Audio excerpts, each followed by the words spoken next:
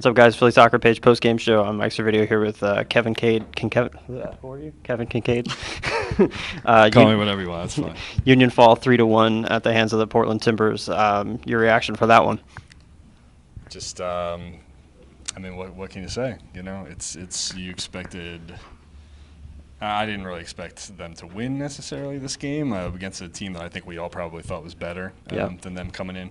But you know, the fact that they went up, probably the way that they lost it, the fact that they came out, played pretty well to start, took the lead, and then gave up some, you know, some goals that they probably shouldn't have given up. 3-1. I don't know. Maybe with the penalty at the end was a little bit of a made it look a little bit worse than it was, but still, I just didn't see enough going forward. A lot of the same problems that we've been seeing for the last couple weeks were the same thing. I didn't really see much of a change in the way they played or the attitude or the tactically. Obviously, it was the same.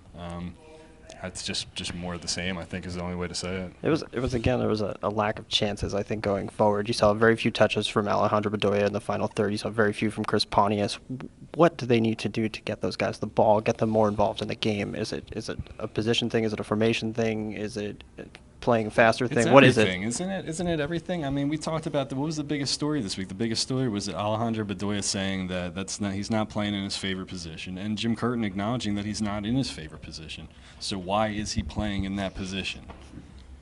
I mean, I think I know the answer. That they probably don't have anybody else there, anybody else that they think that can do a better job, which is a huge indictment then on Roland Alberg, who apparently came into the season overweight. Got some minutes, got 20-some minutes tonight. Didn't really do much of anything. But the fact that they admittedly are playing their highest paid player, $1.1 million, the franchise record signing in a position that he doesn't like and that he's not good at, and we really don't have a reason for why he's doing that other than assumptions that we're making. That's the number one thing. The design is that your highest paid player is not in the position that is his best position. CJ Sapong for doing all the hard work that he does up top, winning the ball in the hold-up game. Not enough people running off of him. Bedoya not able to do that. The wing's not doing anything. Chris Pontius has been invisible outside of one assist, one nice knockdown assist that he had.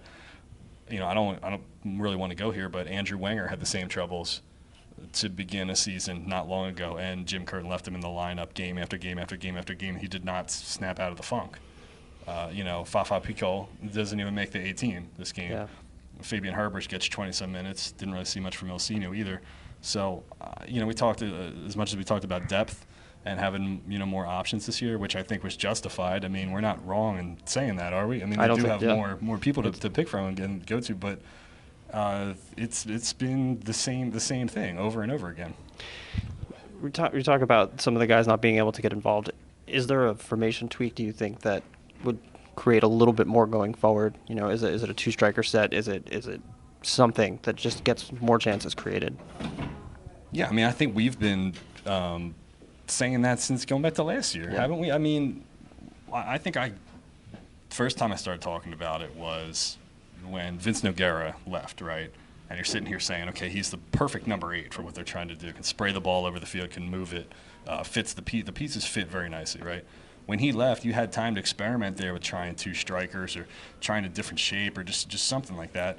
Did they feel like they even had 2 strikers who were good enough to put on the field? I don't know. I mean, they basically had one last year. Yeah. They had CJ. They went into the season with CJ Sapong and Fabian Herbers, who was a rookie, who's now playing in the midfield.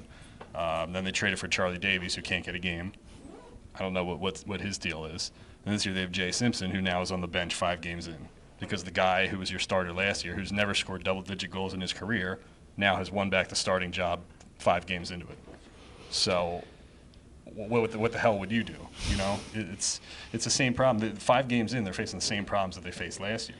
So to say that it's not a continuation of last year when they played like poorly, I was going to say something I shouldn't have.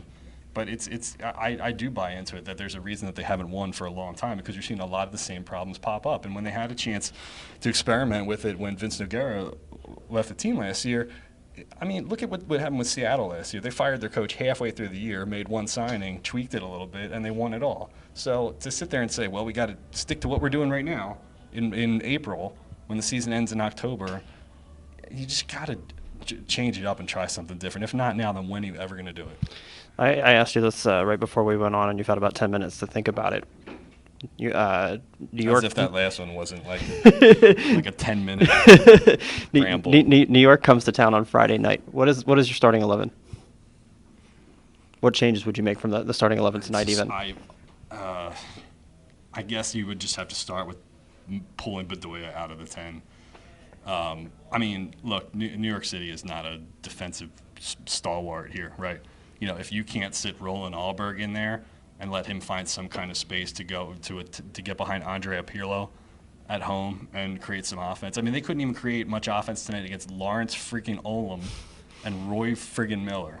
Okay, and I'm not trying to deride those guys or whatever, but they're both backups really. They've been career. Roy had some very good years with New York, played well in some games, but he made a lot of mistakes. And the fact that you couldn't capitalize on this pairing, which is not their ideal pairing. I mean, if you can't do that against a New York team that defends the same way, I mean, they lost 2-1 to DC today. So take Bedoya out of there, play a 4-4-2 or something. Put Simpson and Sapong up there. Get Meduninin, Bedoya, Sapong, Simpson up top at the same time. Take Jones off the field.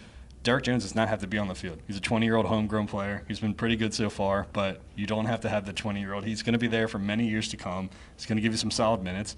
He doesn't give you anything offensively.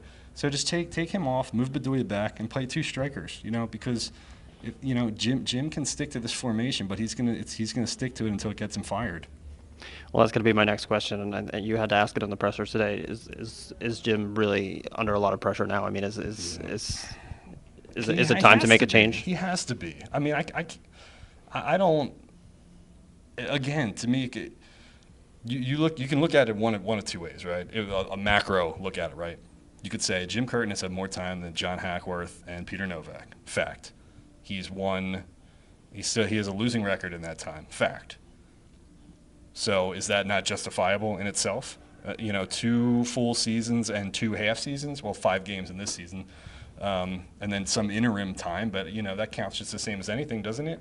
And then the other side of it, you could say, well, they hit the reset button when Ernie came in, and we're kind of starting anew, right? And we're doing this organic rebuild. We're going to bring kids to the academy. We're going to change the way we look at things. We're going to play money ball or whatever. And so Jim is going to be our guy going forward. He's a young guy. He was only 35 years old when he signed his contract here. So we're going to stick with him a la Cliff Kingsbury at Texas Tech or Brad Stevens up at with the Boston Celtics. Maybe it's different. You make a longer-term commitment to a younger coach because you see him growing with the program as your young kind of program does. I mean, if you talk about Union 2.0, they didn't have practice fields. They didn't have a facility or whatever. So maybe he's part of the second wave then.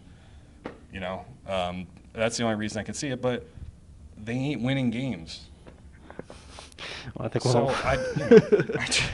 I just don't know, and I hate asking the question, but you have to, and it's justified. I mean, you sat there and watched the same thing that I did, and saw the river end was half empty. Yeah, it was half empty. The chants were half-hearted, and I understand why they were. I do. The rest of the stadium was not full.